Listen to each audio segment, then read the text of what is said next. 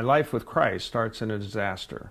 I lived a comfortable, many people would say good life, and then I make decisions that get me into a very bad place.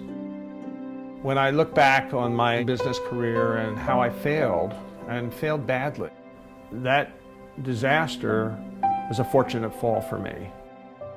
One day walking to work, I ducked into St. Bartholomew's Cathedral, and I sat down and I just said a short prayer, which was, help me. 2 weeks later, I felt this very compelling urge to go buy a Bible. And I discovered a lectionary, which is basically a daily reading plan. That became the foundation for my coming to know the Bible. I spend about a half an hour to 3/4 of an hour every morning reading in the Bible.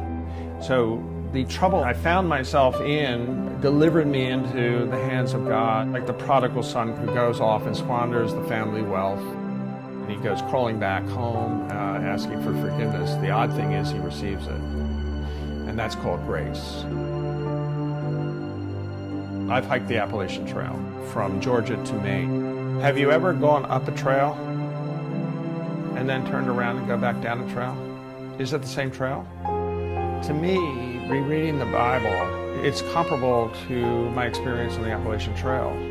You have to get to the top of the mountain. You're going uphill, and it's hard, and you're tired, and you have to take rest. You get to the top of the mountain, and then you have to come down. If you come down the same side, I've always been surprised at how different the trail is, how different the landscape is, how different I feel. Feeling connected to God is a lifelong journey. That sometimes you feel like out of sorts with God. You feel that God may not exist. You have all the normal questions every human being has ever had. And my intention with the book is not to talk about my life, but to talk about how Jesus has transformed my life through the grace I have received in my relationship with Jesus Christ.